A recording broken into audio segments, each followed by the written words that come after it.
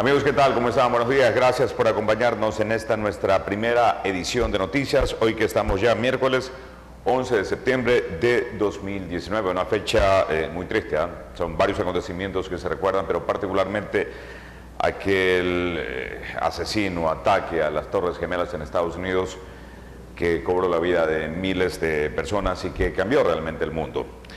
Con seguridad de eso se hablará en el transcurso de hoy a nivel general, son fechas que no se olvidan nunca. Y bueno, hay otros temas de interés local que también tenemos a compartir con ustedes, así que les damos la bienvenida. Compañeros en Manta, ¿cómo van? ¿Qué tal, Jinson? Amigos televidentes, muy buenos días. Definitivamente, Jinson, un 11 de septiembre que recordamos, sobre todo en la época contemporánea, como un día que marcó la geopolítica a nivel mundial con ese atentado terrorista también que es lamentablemente que impactó al mundo, ¿eh? Un hecho realmente imposible de borrar, sobre todo para quienes habitamos este mundo contemporáneo. Mi estimado Miguelito Pilcuña, también muy buenos días. Ahí Puña, Paul, Jinson, televidentes, amigos, bienvenidos a este enfoque de noticias, algo recordatorio a nivel mundial. Hoy, 11 de septiembre, sucedió con esas dos torres gemelas, donde murieron muchos habitantes de todo el mundo. Entre ellos ecuatorianos, recordamos, hermanos ecuatorianos. Claro. También queremos recordarles que el presente informativo llega a Europa, Estados Unidos, Canadá, Centro y Suramérica a través de la señal de www.eurolatintv.tv. En la provincia del Chimborazo por TV Picuña en antena. Y también nos pueden ver en tiempo real por nuestra plataforma online www.tvmaravita.tv. La hora 6 mañana con 39 minutos. Bienvenido a este enfoque de noticias. Iniciamos con temas políticos. El prefecto de Manaví, Leonardo Orlando, advirtió que existe la decisión de conformar una coalición que reinstitucionalice al país, tal y como lo había mencionado el ex legislador Virgilio Hernández, al señalar que este tema fue analizado con el expresidente Rafael Correa en Venezuela. Conocemos que el ex asambleísta Virgilio Hernández y ex consejero del presidente Lenín Moreno, la semana anterior dijo en un medio de comunicación que se reunió con el expresidente Rafael Correa en Venezuela y que hablaron sobre la construcción de una gran coalición que permita recomponer el desastre que han causado. Conocemos también de la cercanía de Hernández con el prefecto Leonardo Orlando. Aquí él, en estas imágenes, cuando Orlando asumió su despacho en la prefectura de Manaví. Quisimos conocer algo más sobre esa coalición que mencionó el ex legislador. Lo que queremos es consolidar un frente, una coalición de movimientos progresistas por la reinstitucionalización del Estado, de la patria, y porque el modelo social y económico priorice, como dice la Constitución, la construcción de una economía más justa y solidaria, donde prevalezca el ser humano sobre el capital. Y por supuesto, ¿cuál será el papel que tendrá el prefecto en esa reinstitucionalización del país? Primero tenemos que cumplir nosotros con un mandato con la provincia, pero como ciudadanos y como militantes leales y comprometidos con un proceso político de defender las grandes transformaciones y procurar el bien común, vamos a estar en el lugar que nos demande la organización, la historia, trabajando siempre. Sobre la salida de Santiago Cuesta del gobierno, Orlando dijo: usted como ciudadano no sé si ha percibido un aporte, en este caso es una persona que ejercía vocería y que por algunas circunstancias sale del gobierno, en algún momento alguien lo aclarará. Se refirió también el prefecto al hasta ahora escueto anuncio sobre el proyecto de generación fotovoltaico que se construiría en el Aromo. Nosotros defendemos como primera opción la refinería del Pacífico en el Aromo porque hay una inversión de más de 1.300 millones y hay una proyección para una inversión de más de 12.000 millones que significará un gran impacto económico, social, laboral, académico, productivo en general para la provincia. Finalmente hablamos del gobernador Javier Santos y si cumple bien su papel, pues pese a la inconformidad en contra del régimen que afirma Orlando, aún no hay reacción de los manavitas. Se evidencia que a nivel de la función ejecutiva desconcentrada no hay información, no se precisa información y que tienen menor capacidad de decisión. Entonces, ojalá que las autoridades del régimen desconcentrado piensen que primero son manavitas ante todo y que hagan prevalecer los derechos de la provincia. Marco Giler Mendoza, Televisión Manavita. Y también el prefecto Leonardo Orlando suscribió un convenio con 31 organizaciones colectivas sin fines de lucro para la ejecución del proyecto denominado Fomento a la Producción Agropecuaria Campesina Familiar para activar el sistema de seguridad alimentaria en Manaví. estamos lanzando como parte de esta nueva propuesta del gobierno provincial en cuanto a apuntar esa visión hacia el campo. Si notamos dentro de este proyecto, y de hecho comenzando por su nombre, ese es el énfasis a donde queremos apuntar, que es el fomento a la producción agropecuaria. ¿Y basado en qué? Basado en la familia campesina. ¿Por qué? Porque nosotros sabemos que allí en la familia es el primer baluarte donde inicia todo el sistema de la producción, no solamente en el ámbito rural, sino en todo el ámbito productivo, tanto provincial como nacional.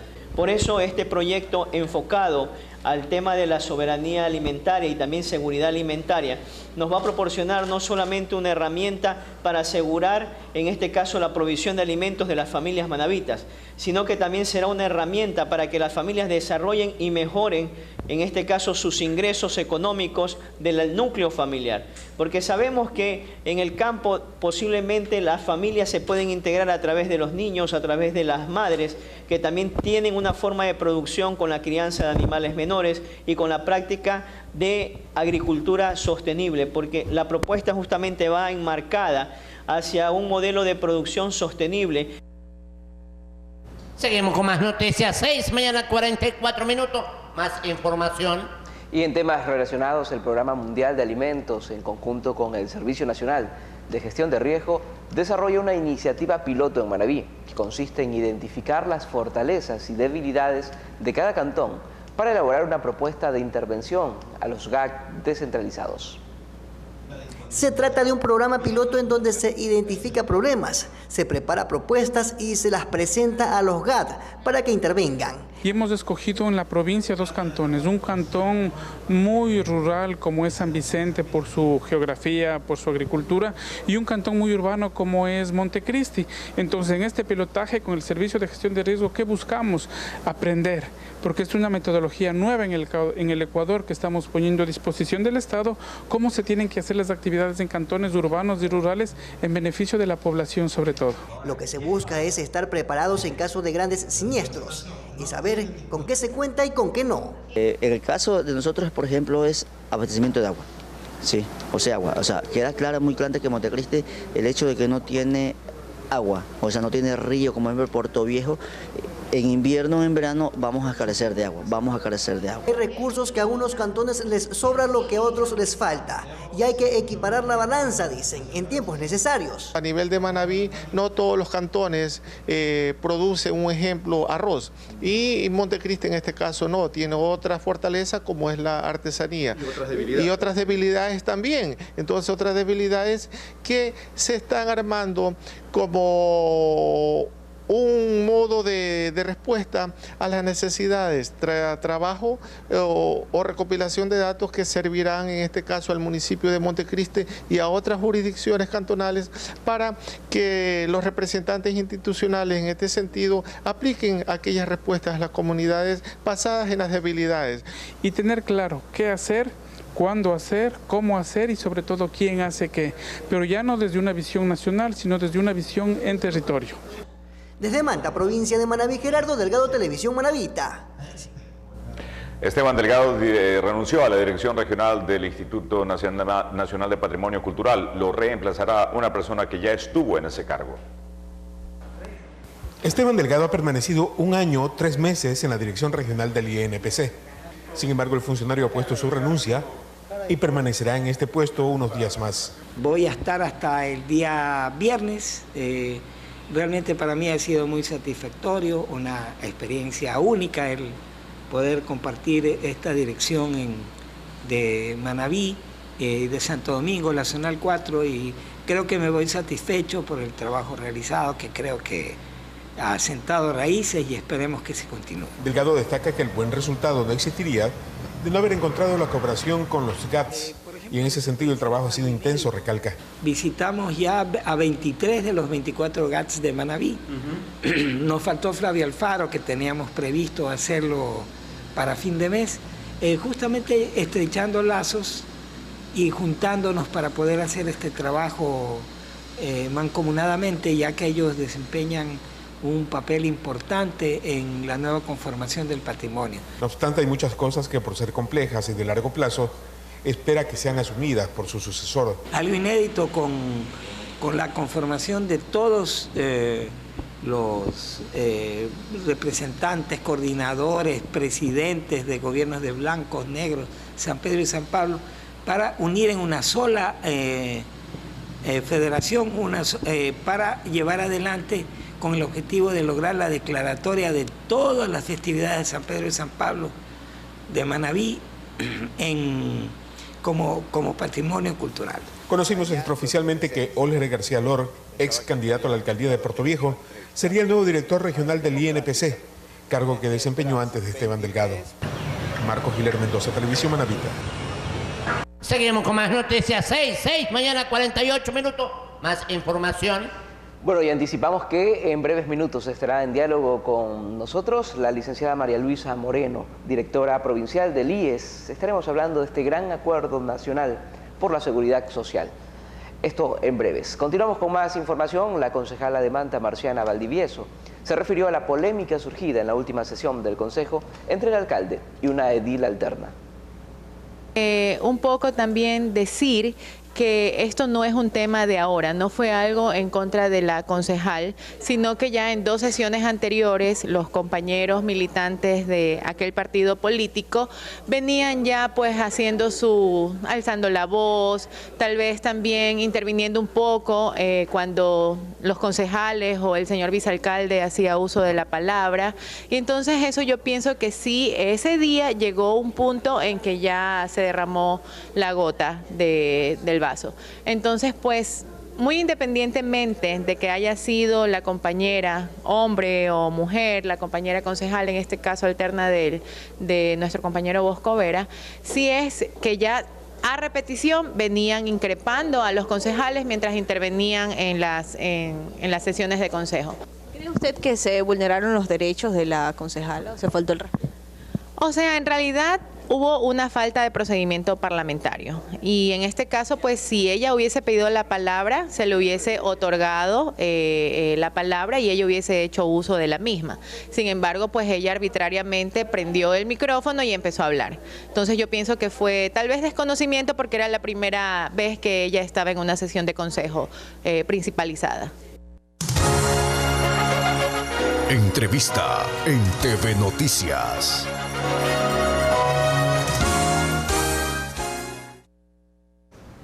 Continuamos con más información y abrimos este espacio de diálogo, mi estimado Miguelito. Así es, patroncito. Bienvenida, dama. 6 mañana con 52 minutos. Escucharemos todo lo que tiene por delante. Bueno, es un gusto anunciarles, está con nosotros, lo habíamos anticipado, la licenciada María Luisa Moreno. Ella es la directora provincial del IES. Y hoy vamos a hablar de este acuerdo nacional por la seguridad social, aparentemente también de esta iniciativa se buscarán las directrices para conocer si es posible salvar al IES. Bueno, se nos ha vendido, se nos ha proyectado una imagen bastante anacrónica de esta institución, de la que dependemos mucho en el tema de salud. Mi estimada licenciada, cuéntenos, vía este gran diálogo nacional, ¿es posible salvar al IES? Buenos días, gracias por recibirnos aquí. Buenos días, Manabí. El IES no es que está perdido, no es que hay que salvarlo como algunos dicen, vamos a salvar el IES, y qué bueno que me lo recuerda. El IES, el Instituto Ecuatoriano de Seguridad Social, es la institución de todos. Los ecuatorianos podríamos decir de todos, porque lo que aspiramos en este momento es que todos los ecuatorianos tengan seguridad, tengan un seguro tan fantástico como el que tiene el IES. Y quiero un poquito aquí hacer, cuando una persona se afilia al seguro, recibe 4 seguros, no es uno, recibe 4. Recibe el seguro para el seguro de vejez, el seguro de salud, el seguro de riesgos, y también usted está teniendo la posibilidad de tener créditos hipotecarios y créditos quirografarios. ¿Qué es lo que pasó con el IES? En el gobierno anterior le retiraron al IES el 40% que el Estado le entregaba para las pensiones jubilares. Adicionalmente a eso, ustedes saben que también se decidió que el IES atienda a todos los hijos menores de 18 años de quienes eran afiliados. Ese es un recurso que no estaba contemplado en el presupuesto y simplemente se lanzó y se les dio la atención. No estamos diciendo que no se dé ni que no se va a continuar dando, sino que eso no estaba presupuestado. Una especie de sobrecarga. Por supuesto, una especie de sobrecarga que no se la calculó, no es que no está bien, sino que no está calculada en el presupuesto. Esa situación hizo que se empiece a forjar un hueco en el presupuesto del IES. Por otro lado, los del fondo de pensiones se retiró dinero para pasárselo al fondo de salud, porque como son varios seguros, y se lo pasó para la construcción de hospitales de infraestructura. Eso nos hizo un hueco en el presupuesto. Y en este rato, ¿qué es lo que queremos? Transparentar las cifras con toda la población. Decirles, esto es lo que tenemos, esto es lo que hay. Estas son las ventajas del IES. Por ejemplo, voy a decir una ventaja. Nosotros hemos estado visitando a varias empresas, instituciones, y les hemos recordado los seguros del IES. Y por ejemplo, hay personas que no saben, hay empleadores que no recuerdan o no saben de que el IES, cuando su empleado se enferma por cualquier situación y tiene 1 o 2 meses de paro, tiene que tener reposo, el IES le paga el 75% del sueldo, no es el empleador, es el IES el que paga el 75%. ¿Y eso qué hace? Que el empleador tenga esa tranquilidad también. Ese es un seguro que se acumula. Bueno, entonces, ¿qué es con esto? Les estamos recordando. Y salud, yo quiero decirles también aquí que en el caso de salud nos estamos reinventando, nos estamos mejorando, haciendo todo un esfuerzo inmenso para mejorar salud. ¿Por qué? Es ahí donde hemos tenido debilidades, como por ejemplo en el call center. Y ese call center que es débil, lo estamos fortaleciendo. Y estamos fortaleciendo la atención en salud. Por eso en el caso de Manta, quiero decirles que los esteros, por ejemplo, el subcentro de los esteros está atendiendo 12 horas al día. ¿Para qué? Para que no se recargue el hospital con emergencias que no son emergencias y para que la gente asista ya con tranquilidad a hacerse atender de dolencias que no son tan graves como un accidente o como un infarto. Entonces estamos mejorando. Licenciada, hasta ahí esto sería como una especie de un gran baño de verdad. Un baño de verdad, porque lo que nos interesa es la transparencia, pero sobre todo nos interesa que todos nos sentemos en la misma mesa y pensemos, ¿qué va a pasar con usted? Usted es muy jovencito, pero cuando tenga 50 años... No tanto. Cuando tenga 50 años usted va a empezar a pensar, y ahora yo estoy cansado, o sea, ya es tiempo de que yo tenga una casa de tanto que he trabajado, es tiempo de trabajar menos y ganar lo mismo. Eso es el IES, también nos plantea el futuro, no mi futuro. Usted, sus hijos, también tiene que estar pensando, ¿qué voy a hacer con ellos? El señor taxista, que está expuesto a tanto riesgo por el trabajo que tiene que saber que debe tener un seguro. ¿Para qué? Para que si tiene un accidente esté cubierto y no esté, que su familia esté pensando a dónde me voy a endeudar, sino que sepa que tiene un IES que lo va a atender y que si tiene 3 meses de paro, pues le va a pagar esa parte que él no está haciendo. Entonces, vamos a dar un baño de verdad, pero sobre todo queremos llamar a toda la población para que aporte con ideas, y diga cómo vamos a hacer sostenible al IES. Por eso estamos invitándolas, para que el 17 de septiembre, es decir, el próximo martes, en Portoviejo, en la Federación Deportiva, en la cancha de tenis, nos encontremos ahí y hablemos sobre este gran acuerdo que es por la solidaridad básicamente. Y ahí entonces vamos a hablar, se van a constituir mesas y les voy a contar también más noticias buenas. Y es que vamos a firmar acuerdos con empresas que tienen más de 100 empleados y que quieren colocar en su empresa un dispensario médico. Ese dispensario médico va a tener un médico general, si quiere va a tener un sillón odontológico y va a tener medicinas que el IES le va a trasladar a ese lugar para que no tengan que moverse de un lado al otro. Va a ser beneficioso. Va a ser beneficioso. Y también quiero recordarles que tenemos los créditos de hasta 90.000 y hasta 130.000 totalmente financiados y con tasas de interés de 5.99 y 6.99. Estimada licenciada, esta iniciativa del dispensario en la propia empresa, en la propia fábrica, en el establecimiento, ¿cómo será asumido? ¿Cómo se financiará? Eso lo financia, lo debe colocar el empleador. Tiene que contratar a un médico. Pero si tiene, por ejemplo, no 100, sino 200, 300 y 1000, porque tenemos esas empresas, puede convertirse hasta en prestador externo del IES. hasta en prestador externo, porque dicen, bueno, yo me quiero constituir en un dispensario y entonces el IES que me pague las consultas, porque nosotros como seguro pagamos todas las consultas, las nuestras y las que se dan afuera. Pero lo más importante de esto es que puede tener medicina porque el IES le coloca la medicina ahí en un dispensario, en una farmacia satélite, pero además colocamos el sistema, la S400, que es el del IES, y toda atención que tenga en el dispensario entra al sistema nacional del IES. Entonces, el empleador va a tener a su gente bien atendida, se pueden hacer campañas ahí, campañas estrictas de salud para los que están en el lugar. Es decir, si nosotros tenemos choferes, solamente un dispensario para choferes, por ejemplo, nosotros vamos a tratar temas de salud solo de los choferes y vamos a hacer campañas solo para ellos. Y digo campañas porque se los va a atender específicamente. Pero también tenemos otra buena noticia, es que el IES tiene su APP, su nueva aplicación para los teléfonos inteligentes. Así que todos los que tengan teléfonos inteligentes pueden bajar la aplicación y ahí ver su historia clínica, su historia laboral, certificados de no adeudar, tiene que saber cuántas aportaciones tiene, es decir, una serie de...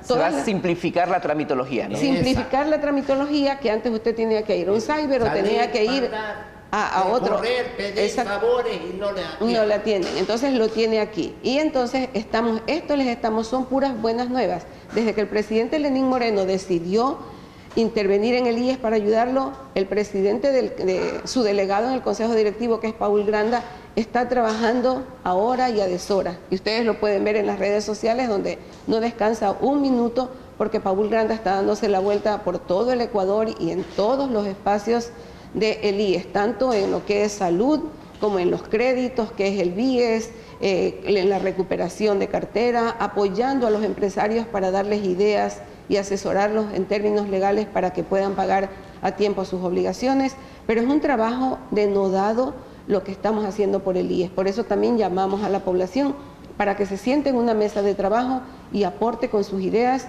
para sostener lo que es el IES y sobre todo el principio de solidaridad que hay en el IES. Ahora, en este gran diálogo que usted mencionaba, uno presume que debe tener prioridad, o se debe priorizar los aportes, los criterios técnicos, al ser problemas bastante complejos, ¿no? Pero además se abre el abanico para que participe el afiliado, para que participe el jubilado.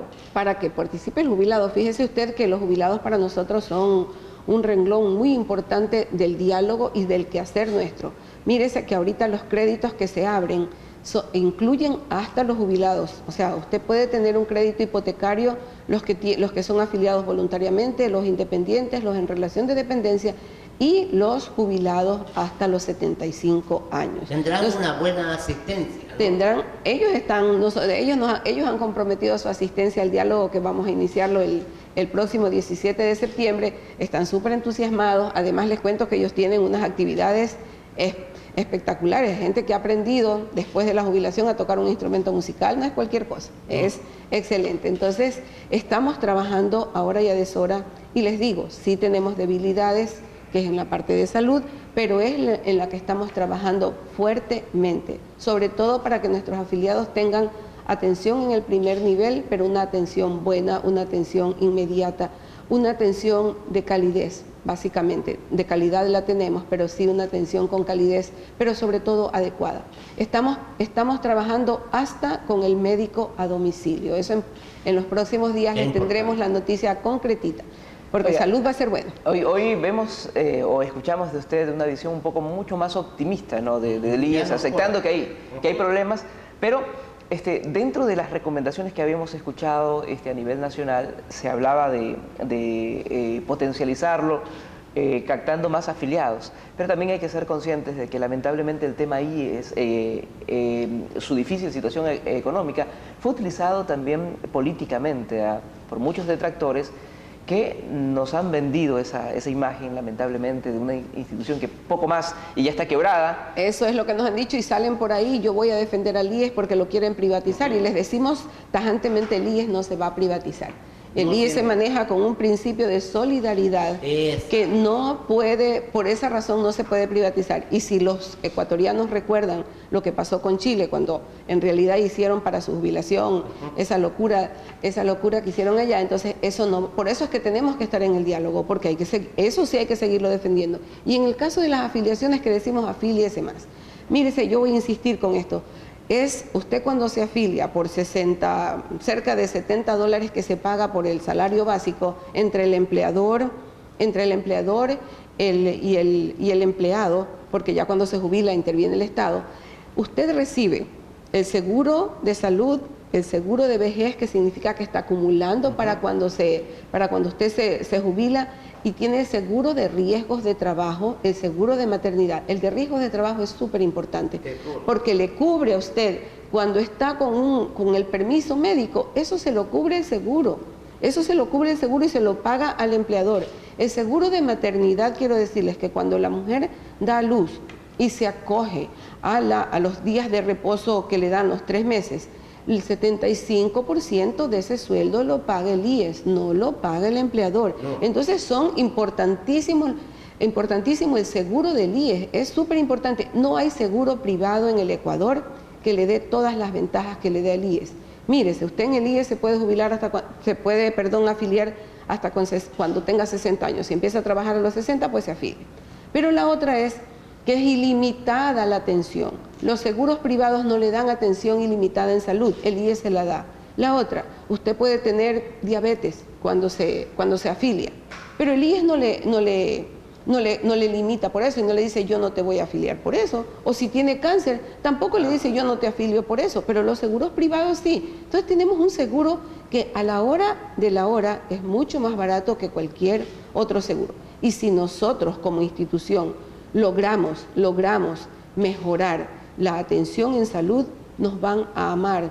Como antes decía, todos me adoran ahora. Había una cosa. Entonces... Así es. Licenciada, sobre lo de la aplicación del IES, esta APP, ¿cómo se puede obtenerla? ¿Dónde se puede acceder para descargarla? Sí, para todos los que tengan su teléfono inteligente pueden ir a la web y ponen IES APP y usted baja inmediatamente la aplicación. Y si no, se va a las tiendas virtuales que hay tanto para los Android como para los iPhone, y usted ahí la encuentra fácilmente. Eso es muy fácil, porque así cuando uno está conversando, por ejemplo, usted sabe que ahora no puede ser empleado público si usted está con una deuda. Entonces usted rapidito le preguntan, ¿está o no está? Usted tiene una deuda, y en ese momento usted baja la aplicación, pone su número de cédula o de RUT y encuentra fácilmente su estado o el de alguna persona. Pero son buenos tiempos, o sea, hay un tiempo difícil para el IES porque tenemos un hueco en el presupuesto, pero son buenos tiempos en cuanto a que las autoridades, en este caso Paul Granda, que está al frente del IES, están trabajando denodadamente. Fíjese usted que el entrar con créditos con intereses más bajos que los del mercado, es una gran innovación la que se da en el IES. Y además también porque ya no estamos sacando del fondo de pensiones, sino que más bien tenemos ya excedentes para poder ponerlos al BIES, para que produzcan. Entonces, son buenas noticias, pero sí necesitamos del concurso de todos para pensar cómo sostenemos al IES, cómo lo sostenemos financieramente, pero también invitarlos a que piensen, a que nos inviten a nosotros para que vayamos a sus espacios de trabajo y les contemos qué es la afiliación al IES, todas las ventajas que tiene la afiliación al IES. Licenciada, finalmente, dentro de este gran diagnóstico nacional de los problemas del IES, ¿de pronto Manabí tiene problemas particulares? Manabí, más que problemas particulares, les quiero decir que tiene una gran particularidad. Y en el caso de salud, nosotros estamos atendiendo al 67% de la población. Y al Ministerio de Salud le corresponde entonces el 33%. ¿Qué significa eso? Que nuestros afiliados pueden hacerse atender en cualquier establecimiento del Ministerio de Salud o de la red complementaria, es decir, los centros, las clínicas con las que tenemos convenios, y pueden ser atendidos, porque esa atención la paga el IES. Nosotros facturamos porque somos un seguro. Es decir, la red funciona muy bien en el IES acá en Manabí. Y tenemos también puedo decirles una cartera que en el caso de Manabí se ha venido manejando bien, está la gente pagando, pero sobre todo Yo quiero decirles a todos los empleadores que están atrasados o que tienen dificultades para pagar, acérquense al IES o llámennos. El IES está para asesorarlos, para encontrar con ustedes figuras legales para que puedan pagar, para que no se atrase su pago, para que usted no se le quite liquidez. Nosotros no es solamente irlos a buscar ni perseguirlos, no. Nuestra misión en este reto es asesorarlos para que usted esté cumpliendo y nosotros también cumplamos nuestra misión, que es de darles la información que necesitan. Tenemos que trabajar de la mano. Eso también es el acuerdo, trabajar de la mano con el empleador, trabajar de la mano con el ejecutivo, trabajar de la mano con los empleados. Ese es el nuevo momento del IES, ese es el nuevo momento que está impulsando Paul Granda como presidente del directorio del IES.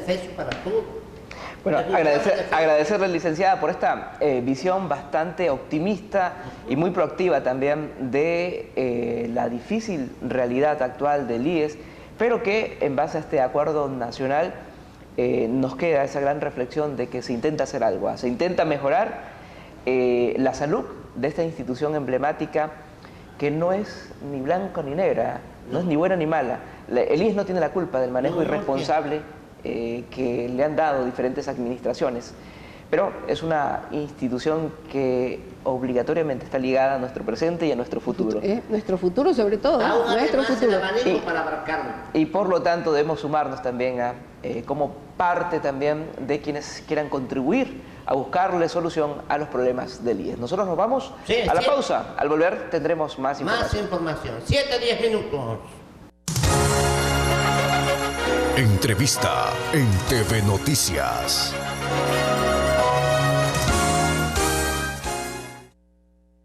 Bien, son las 7 de la mañana con 13 minutos. Está en nuestros estudios de Puerto Viejo la licenciada Digna Loor Cedeño, jefe de las bibliotecas municipales del Cantón Puerto Viejo.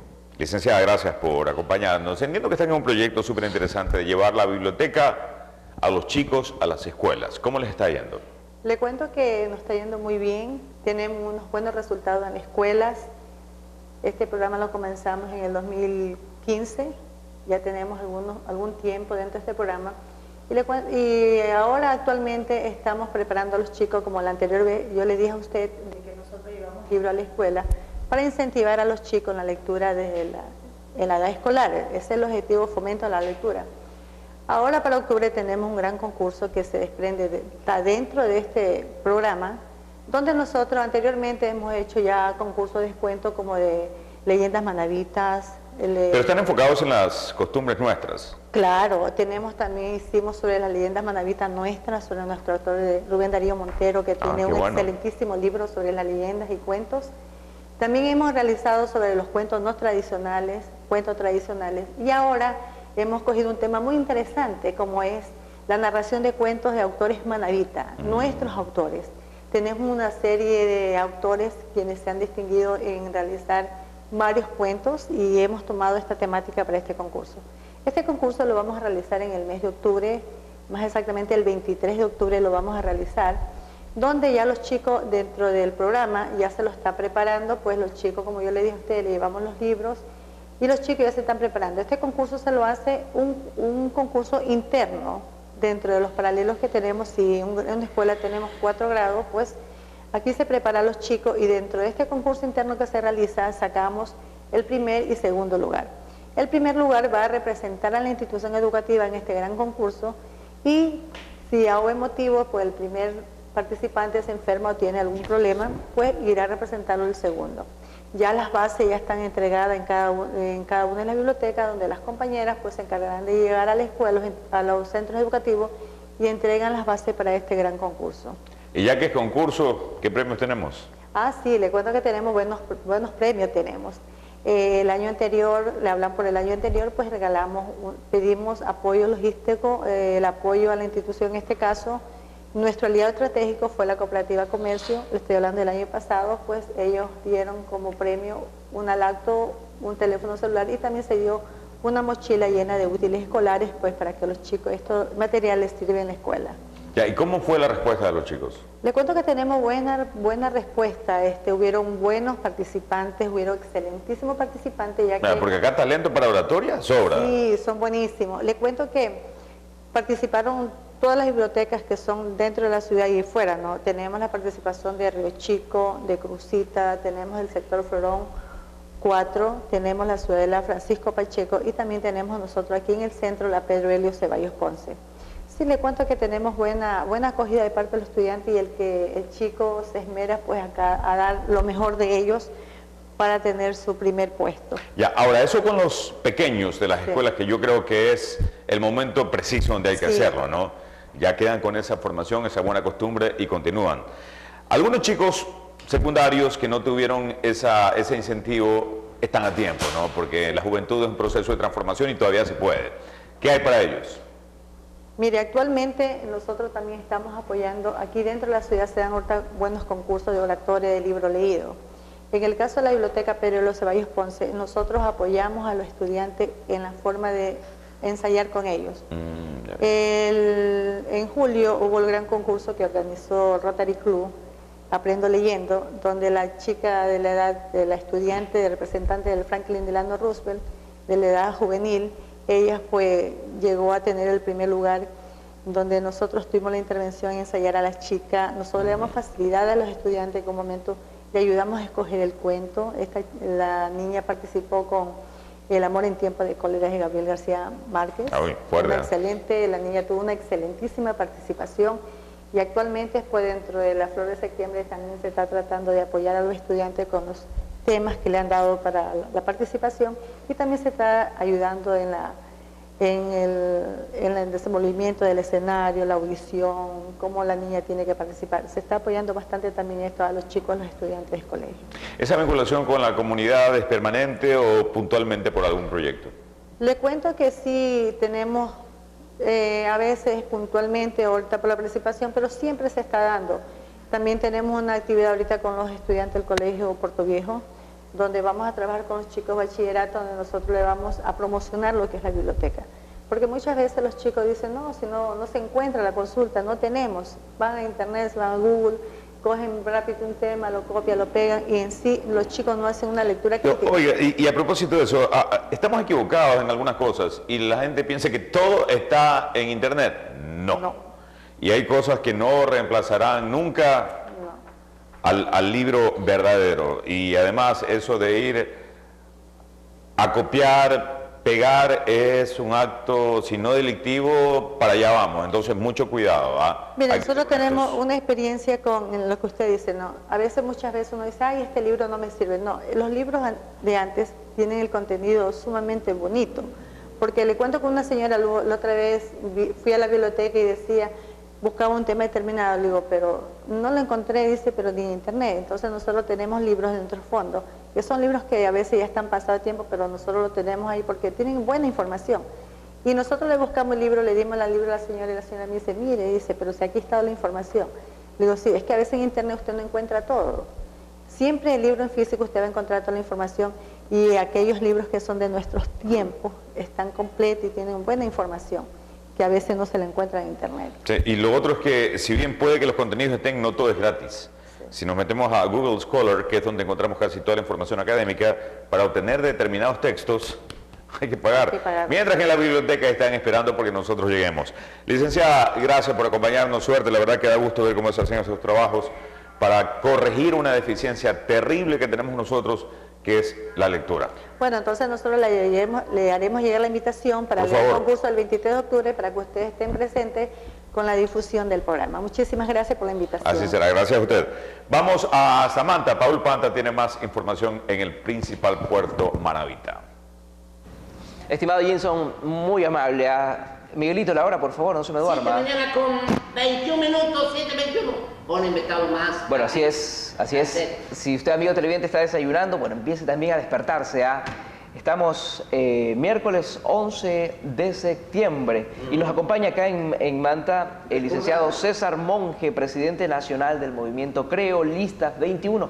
Vamos a hablar de varios temas de actualidad política del país, pero empezamos también consultándole, estimado César, Se encuentra también en Manabí, tenemos entendido, Guillermo Lasso. Sí. Bueno, primero que nada, buenos días, gracias por la invitación.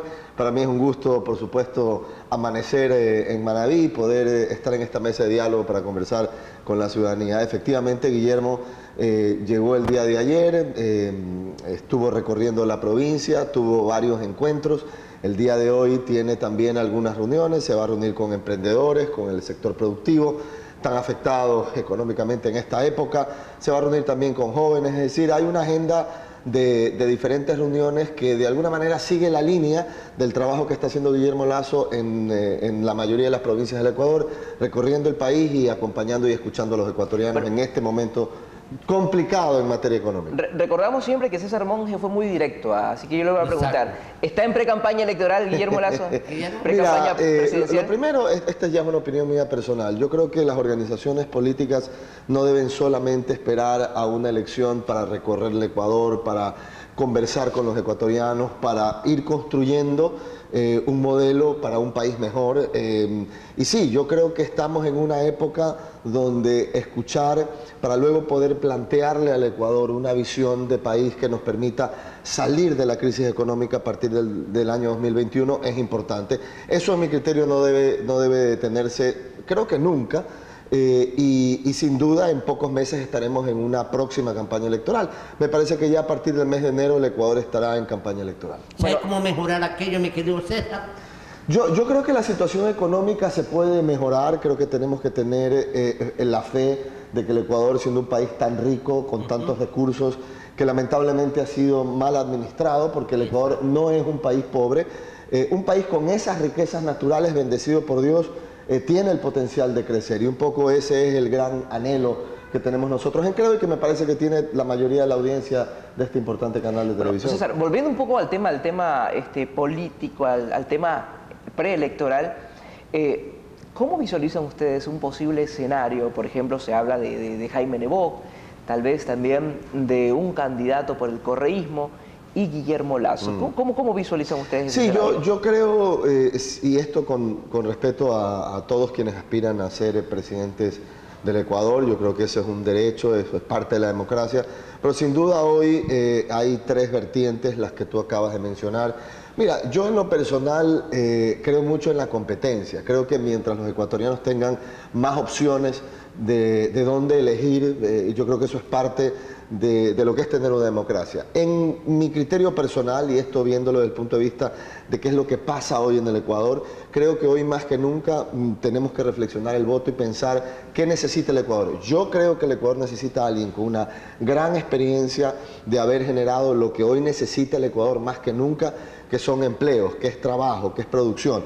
Eso se genera fundamentalmente en el sector privado. Si podemos llevar a la presidencia de la República a un ciudadano con gran experiencia en generación de riqueza, en generación de empleo, que lo haya hecho en el sector privado, yo creo que tenemos el perfil de la persona que necesita el Ecuador para el futuro. Me parece que de los candidatos que están sobre la mesa, quien tiene esa hoja de vida, con esa trayectoria sin duda de éxito, es Guillermo Lasso.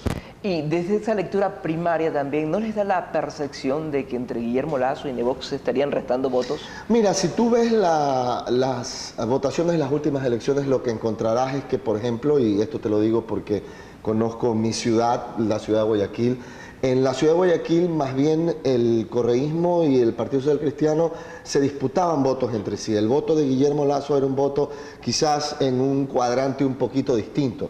Pero independientemente de eso, yo creo que la política va cambiando, los escenarios van cambiando. Yo creo que el escenario que vive hoy el Ecuador es un escenario de una crisis económica profunda, de una falta de empleo muy importante. Y creo que especialmente en la gente joven, con quien estoy conversando a medida que recorro el Ecuador, ellos van a reflexionar el voto quizás mucho más que otras generaciones en otros momentos, pensando en quién es la persona que puede realmente crear empleo, crear oportunidades. Insisto, me parece que por la trayectoria, esa persona que está de alguna manera más equipada, si se quiere, para poder generar esto, que es lo que la mayoría de la gente espera, es Guillermo, por su trayectoria en el sector privado, por ser quizás uno de los más importantes emprendedores. Es decir, del que país. desde esa percepción el momento político particular que atraviesa el país va a marcar la diferencia. Yo creo que el momento político lo beneficia a Guillermo sin duda, porque si tú regresas en el tiempo y veíamos, por ejemplo, unas elecciones durante los 10 años donde tenías un altísimo precio del petróleo, un barril de petróleo en $100, Correa era presidente, quizás con esa cantidad importantísima de recursos que existía en el medio, en ese momento el tema del empleo no tenía la prioridad que tiene hoy. Hoy, cuando ya no tenemos esa lotería petrolera y el Ecuador ya no tiene esos recursos de ingresos económicos que tenía en aquel momento, el saber administrar, el haber tenido experiencia para administrar temas complicados, empresa privada y generar empleo, se vuelve un tema mucho más importante quizás que en las elecciones anteriores. Y César, en un Ecuador donde hoy más que nunca es necesario el diálogo, la unidad, ¿es imposible pensar de que Guillermo Lasso y Jaime Nebot se sienten a dialogar? Mira, yo creo que nada es imposible en la vida cuando tú tienes por delante un objetivo que más allá de ser un objetivo político es un objetivo país. El objetivo de Guillermo es que el Ecuador salga de esta crisis económica, que la vida de los ecuatorianos tenga un mayor número de oportunidades, especialmente, yo digo, tanta gente joven que sale del colegio y que sale con angustia de decir, ¿y ahora qué hago? También adultos mayores que sienten, bueno, he cumplido una edad y parece que ya no le sirvo a mi propia comunidad. Entonces, yo creo que en aras del beneficio nacional el diálogo siempre tiene que estar abierto. Nosotros dimos muestras de aquello en la primera elección. Me parece que en la segunda elección presidencial en la que participó Guillermo, lo lógico hubiera sido que la candidata social cristiana no hubiera participado, porque al final del día ya vimos lo que sucedió. Pero al final del día uno solo puede controlar lo que está en su capacidad. Y lo que está en la capacidad de Guillermo Lasso en este momento es proponerle al país una visión distinta para fines de generar empleo, que es lo prioritario. Conoce la verdadera realidad que el país está sufriendo. Guillermo lo conocemos, sí. Un guagüento, es chiquito, yo lo conozco, y cómo ha venido forjándose para bienestar de este país que necesita un hombre que tenga ese conocimiento que nosotros sí. No lo sabemos. Mira, a mí me gusta mucho, te digo francamente, cuando escuchamos la historia de un ecuatoriano, de cualquiera que este sea, que no necesariamente nació en un entorno de comodidades y que a punta de esfuerzo, de talante, de trabajo, pudo convertirse en alguien muy exitoso. Ojalá todas las historias de los ecuatorianos fueran como fue la historia de Guillermo, que nació en el barrio Orellana de Guayaquil, no necesariamente en cuna de plata o de oro. Solamente alguien que ha vivido eso puede entender, creo yo, lo importante que es generar un país para que todos los ecuatorianos tengan esa oportunidad de convertirse en historias de éxito, y al final del día lo que queremos es que el Ecuador sea una historia de éxito. César, para agotar también el tema del panorama electoral rumbo al 2021, ya nos has evidenciado de que por ustedes la fórmula es presidencial, es Guillermo Lasso, pero de pronto también aprovechando este momento particular político y económico del país que tú mencionabas, que puede ser decisivo, es descabellado también pensar en tratar de buscar un binomio que no necesariamente sería de la sierra, que puede ser de pronto Manabita. Sí. Hablamos por la importancia electoral en el mercado de votos que representa Manabí. Yo creo que sin duda, y te voy a decir algo, Guillermo tiene una particularidad que le hemos visto en las últimas dos elecciones. Creo que tiene dos particularidades que son atípicas en la política. Primero, que la votación de Guillermo es uniforme en las diferentes regiones del país. Eso nos dimos cuenta en la primera elección y luego en la segunda, donde él ganó a pesar de lo que sucedió con el Consejo Nacional Electoral. Es decir, Guillermo tenía la misma cantidad de votación en la costa de lo que tenía en la sierra, en Galápagos. Es decir, no era necesariamente un candidato costeño, a pesar de que nació en la ciudad de Guayaquil. Y hay mucha gente que lo percibía como un candidato quizás un poco más de la sierra por sus formas, pero su votación fue uniforme. ¿Eso qué quiere decir? Que eso te abre la oportunidad de poder decir, mira, no necesariamente tengo que irme por la fórmula tradicional, que es que si soy de la sierra busco a alguien de la costa, si soy de la costa busco a alguien de la sierra. Creo que Guillermo tiene esa posibilidad por su perfil, por su votación de cómo estuvo estructurada. Y eso yo creo que es muy interesante, porque eso le permitiría a él decir, bueno, sí, podría ser de Guayas, podría ser de Manabí, podría ser de la Amazonía, podría ser de la Sierra. Así que esa posibilidad está ahí, gracias a Dios, por cómo Guillermo ha venido construyendo su capital político en los últimos años. Como creo también ustedes se cansaron de mencionar de que es necesario para este país reformas al Código de la Democracia. ¿Reformas como cuáles? Mira, yo te voy a decir algo que quizás va a sorprender un poquito, porque sin duda el Código de la Democracia, y para quienes no conocen un poco el tema, es la ley que regula la democracia en el Ecuador, incluyendo las elecciones, los partidos políticos, etcétera, etcétera. Sin duda, siempre tú puedes mejorar una ley y eso es fundamental. Pero lo que hoy vemos en materia de financiamiento ilícito de campañas, es decir, un partido político que se financió con dineros cuestionados, dineros de mafias internacionales, de compañías extranjeras, etcétera, etcétera, no se dio porque no había cómo controlarlos, se dio porque no se quiso controlar. Entonces es importante también cómo está conformado el Consejo Nacional Electoral.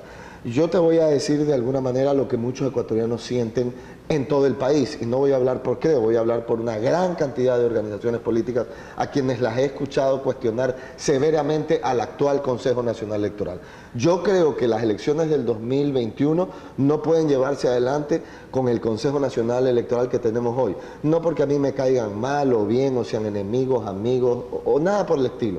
Porque este Consejo Nacional Electoral, dominado por las fuerzas que tú conoces, presidido por Diana Tamain, fracasó rotundamente en garantizarle a los ecuatorianos unas elecciones transparentes en las últimas elecciones seccionales, a tal punto que hubieron reclamos prácticamente en todas las provincias del Ecuador y hubo conflictos muy graves y cuestionamientos muy graves. Así que, ¿la ley se puede mejorar? Sí, señor. Pero el CNE tiene que cambiarse absolutamente. ¿Tiene que ser un órgano técnico? Más que político. Siempre debe ser un órgano técnico. Vea, le voy a decir algo. Como el Ecuador conoce, nosotros propusimos a una persona para que formara parte del Consejo Nacional Electoral. Me refiero al señor Enrique Pita, más allá de que Enrique Pita nunca fue afiliado a Creo, es un hombre más de centro izquierda, pero si mañana, para tener elecciones seccionales, tienen que dar un paso a un costado, todos, incluyendo Enrique Pita, que fue propuesto por nosotros, pues eso es lo que hay que hacer, porque al final del día, lo que no puede suceder es que sigamos elección tras elección teniendo apagones informáticos. Pasó en el 2017 y pasó de nuevo en el 2019. Y entonces la gente dice, bueno, ¿cómo es que los ecuatorianos gastamos millones de dólares en una función electoral y cuando llega el día de las elecciones se apaga la luz? Esto no tiene ningún sentido. No, y deja de ser un simple accidente y ya nos toman como estúpidos. Ya nos toman como estúpidos. Para quienes lo logran. Es correcto. Otro de los cambios que ustedes proponen es las enmiendas constitucionales para limitar el poder de ese órgano que se escapa de las manos. Mira, permíteme decir algo que es importante para Manabí, y quiero ser muy claro en cuál es la posición del movimiento Creo y cuál es la posición de Guillermo, y perdón que regrese al tema electoral. Mira, yo he estado revisando el trabajo que se viene haciendo por parte de los organismos de control, instituciones, en fin, y del propio CNE para fines de las reformas al Código de la Democracia o Ley de la Democracia. Y me preocupó mucho el ver que una de las ideas que se estaba cocinando era la eliminación de los distritos electorales en Manabí. Y yo he sido muy claro en decírselo a gente del gobierno y a otras organizaciones políticas, que eso sería el peor error que pudieran hacer. Si alguien conoce Manabí, y yo trabajé por 5 años aquí en Manabí, en la zona de Olmedo, en la zona de Santana, conozco bien la provincia por la actividad camaronera, fui 5 años presidente del sector camaronero, actividad camaronera de la cual vive, por ejemplo, la zona de Pedernales, de Bahía, tú lo conoces bien. Pensar que Manabí no merece tener 2 distritos es una cosa absurda. La zona norte tiene su particularidad, la zona sur tiene su particularidad. Ambos distritos merecen una representación. Si mañana se pretende eliminar aquello y agrupar en una sola lista el proceso electoral, eliminar los distritos para la próxima elección, nosotros en Creo nos vamos a oponer. Ya hemos sido muy claros en aquello.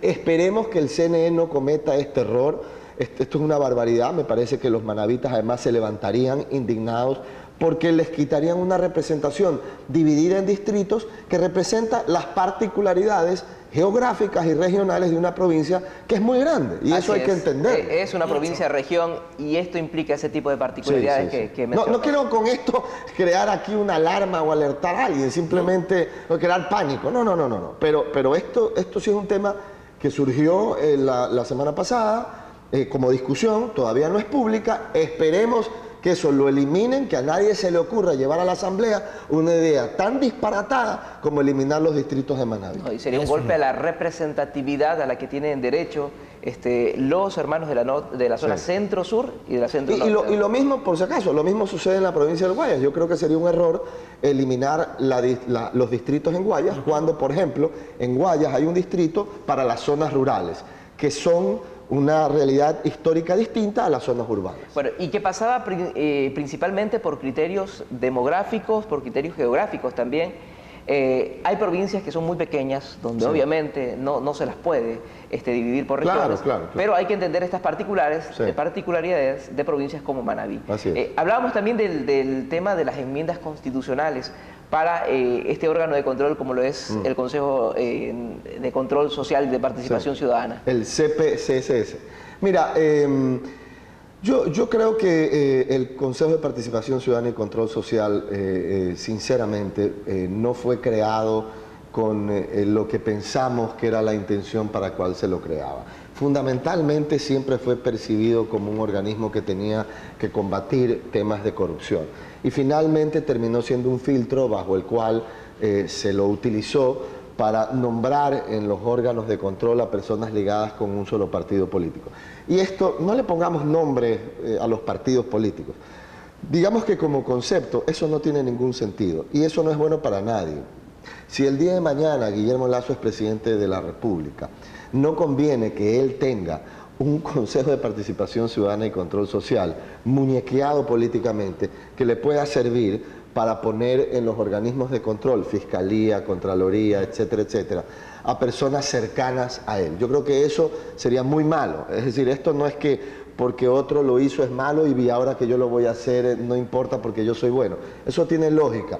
El Consejo de Participación Ciudadana y Control Social no debe existir si va a ser utilizado para fines de lo que fue utilizado. Es decir, no garantizar la independencia de los poderes. Yo creo que es parte de un modelo que fracasó. Todos los ecuatorianos vimos durante la última década cómo se ponía en estos organismos de control a personas que incluso eran muy cercanas al presidente de turno. Es decir, no es posible que la cabeza del Consejo Nacional Electoral sea la persona que antes o después fue secretario del presidente de turno, porque esto no tiene ninguna lógica, porque ese organismo va a terminar siendo inevitablemente sesgado, y eso es lo que sucedió. ¿Cómo evitamos eso? Bueno, no le demos al Consejo de Participación Ciudadana ese poder, porque luego, controlado por el presidente que sea, termina poniendo en estas instituciones que deberían ser objetivas, transparentes, sin relación partidista, terminan siendo brazos políticos de determinado partido político particular en una época o en otra. Así que ¿Y basta con limitarle el poder o debe desaparecer? Yo creo honestamente que el Consejo de Participación Ciudadana no tiene razón de existir, porque si de combatir la corrupción se trata, de alguna manera para eso están los organismos de control, la Fiscalía, la Contraloría, para eso están, y que deben ser independientes del gobierno de turno. Sin embargo, al menos debe quitársele al Consejo de Participación Ciudadana y Control Social la potestad de nombrar autoridades de control, cuando ya vimos lo que sucedió cuando tenían ese poder. Bueno, César Monge, presidente nacional del movimiento Creo Listas 21, estuvo aquí en Televisión Manavita. Bueno, hablamos de temas políticos de actualidad, pero sobre todo de la clara posibilidad de que Guillermo Lasso repita como candidato presidencial, esto de cara al 2021. Nosotros vamos a la pausa, al volver tendremos más información. Entrevista en TV Noticias.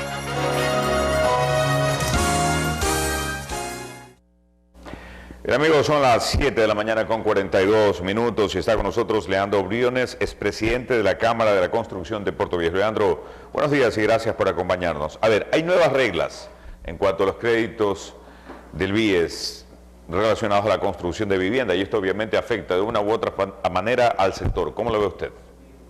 Bueno, buenos días con todos los manavitas que nos ven a través de la señal de televisión Manavita Canal 30.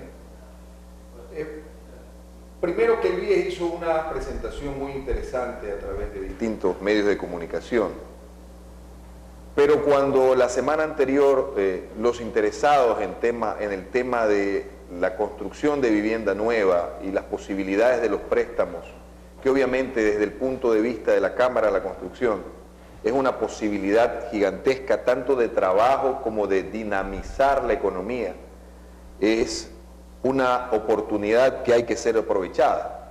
La semana pasada recurrimos a la información y había internamente dentro del BIES algún tipo de confusión en la información. Entonces nos supieron aclarar ya esta semana. Ayer justamente tuvimos una reunión muy productiva con la gerenta del BIES y se establecieron los errores que había dentro del portal web del BIES y la información que estaba enredada entre el proceso anterior que tenían de préstamos de vivienda hipotecarios con la nueva modalidad.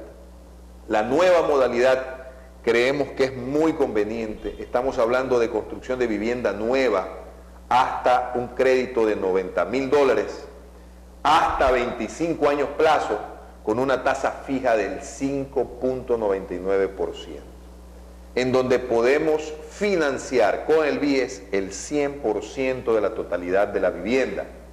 Lo que creemos es una ventaja para los nuevos hogares, los jóvenes que ya estén emprendiendo sus negocios, sus trabajos y deseen adquirir el mayor y más preciado bien. Claro, eso es necesario hacer énfasis porque inicialmente hubo la intención de que solo el 85% del monto total lo cubría y un 15% pasaba a ser responsabilidad del beneficiario, lo cual obviamente desató todo tipo de protestas. En este caso se ratifica y de hecho tuvieron que ellos ratificar porque con el mismo señor Granda había alguna especie de contradicción que efectivamente es el 100%, ¿no?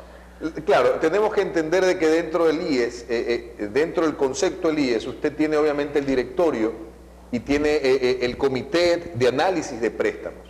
Entonces, muchas veces entre uno y otro hay ciertos temas que no quedan totalmente claros, pero de acuerdo a la información que tenemos acceso a través de la gerente del BIES, estamos claros de que el financiamiento de vivienda nueva es el 100% de hasta $90.000. Esto quiere decir que dependiendo de la capacidad de endeudamiento de cada uno de los ciudadanos afiliados al seguro, pueden acceder a un préstamo de $50.000, de $65.000 o de $90.000 hasta 25 años. Justamente el BIES tiene una tabla muy interesante que hace un ejercicio rapidísimo. En un préstamo de $50.000 para construcción de vivienda, usted pasaría a tener pagar una cuota de $321, que son valores los cuales un ciudadano con un sueldo promedio de $400.000, de $400, obviamente en conjunto con su esposa, que lo permite el seguro, estamos hablando de un promedio de $800 de ingreso a la familia. Esto le permite tener una capacidad de endeudamiento para un préstamo de $50.000. A ver, ¿qué tanto afecta o favorece el hecho de que ahora se considera solamente el ingreso neto?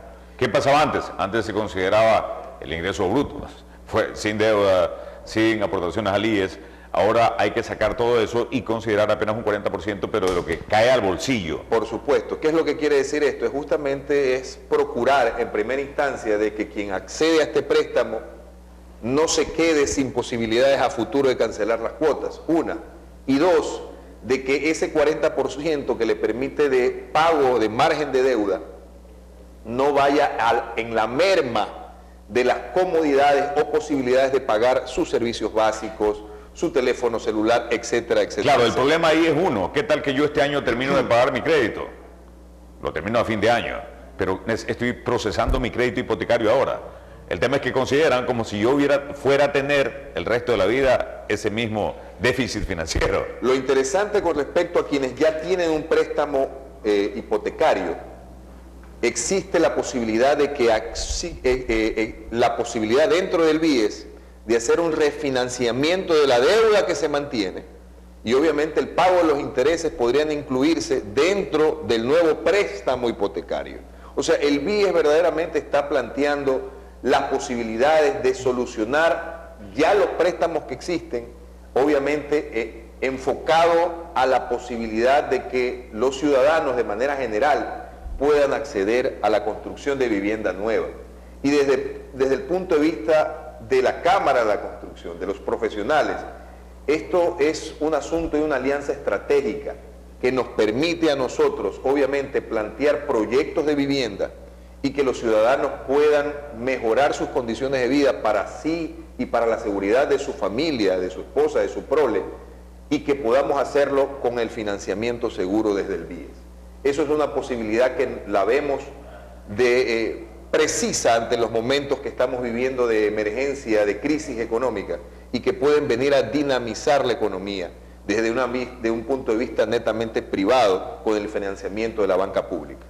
A ver, en teoría, por lo que usted me cuenta, esto viene a dinamizar el sector de la construcción. Por supuesto que sí, por supuesto que sí. Eso quiere decir que los profesionales podemos plantear justamente proyectos habitacionales a la ciudadanía, a los interesados. De la misma manera, los promotores inmobiliarios, porque aquí entra un conjunto de varios actores, porque aquí entra la compra del terreno, la compra de la casa o la compra dentro de un conjunto habitacional. Aquí hay varias cosas que intervienen y obviamente esto dinamiza la economía porque trabaja el ingeniero, trabaja el maestro de obra, se compra cemento, compra hierro y definitivamente el trabajo que más dinamiza la economía en una ciudad, en un cantón, es justamente la construcción.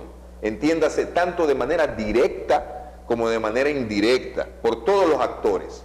Entonces, frente a eso, que el BIES presente hoy esta posibilidad debe ser aprovechada por los ciudadanos y obviamente por los constructores. Bueno, en buena hora. Gracias por venir, Leandro, por sus comentarios con relación a estos cambios que aplica el BIES, que por lo que vemos iría en beneficio del, bueno, primero del beneficiario, no, de manera indirecta al sector de la construcción, porque es a través de quienes se canaliza la construcción de viviendas. Gracias por venir. Gracias a ti.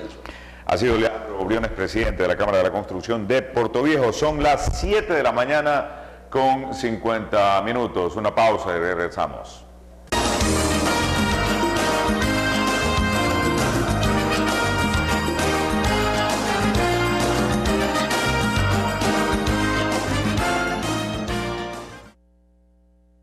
¿Nos vamos? Bueno, tenemos todavía opción, mi estimado Miguelito, a revisar. 7 mañana, 53 minutos, seguimos. Bueno, vamos a revisar también datos de crónica policial. Lamentablemente continúan los altos índices de accidentes de tránsito en Portoviejo. 3 choques dejaron 4 heridos, esto en las últimas horas. Marcelo Ruiz nos tiene un informe.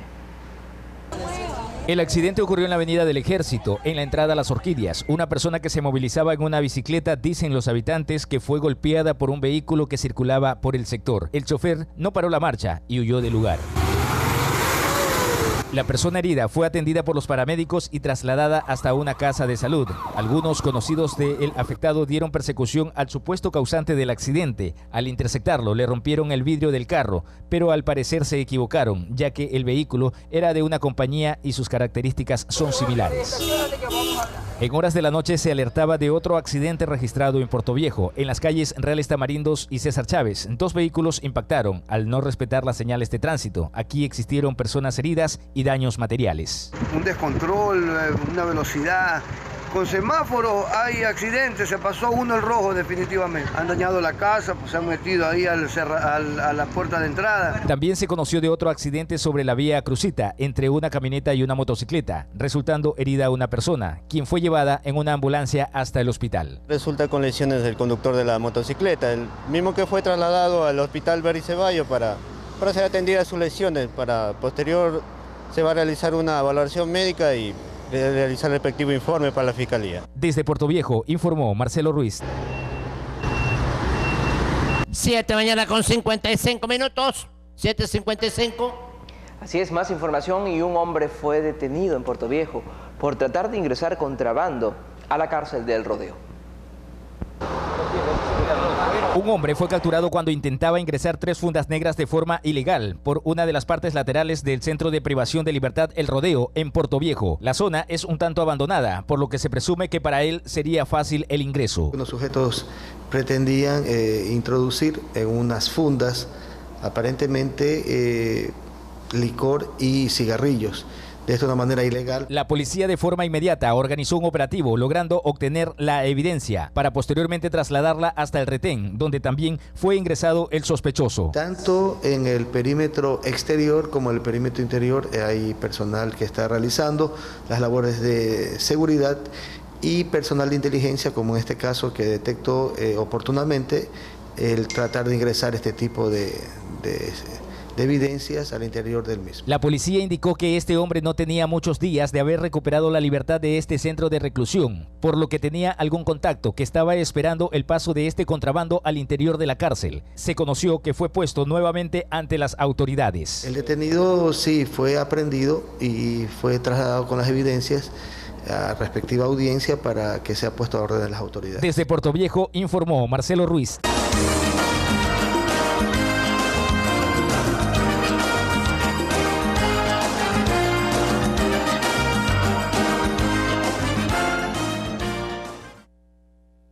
Bueno, llegamos aquí al final de esta jornada informativa. Como decíamos hoy temprano, empezando el noticiario, 18 años de los atentados a las Torres Gemelas en Estados Unidos, donde fallecieron ecuatorianos, gente de casi todas las nacionalidades, y donde la historia contemporánea obviamente dio un giro probablemente para peor. Ha sido un gusto acompañarlos, compañeros en banda, que tengan un buen día. Así es, Jinson, amigos televidentes, nos estamos despidiendo y hoy nos queda por lo menos ese olor en el ambiente de que ya se respira ambiente electoral anticipadamente acá. Exacto. Mi querido Jinson, Paul, televidentes, amigos, ha sido un placer haber estado con todas las noticias en este día. Desearles también un excelente día miércoles y no se olviden, no cambie de canal porque se viene Tribuna Libre por la señal de Televisión Manavita. Calla cama, amigos.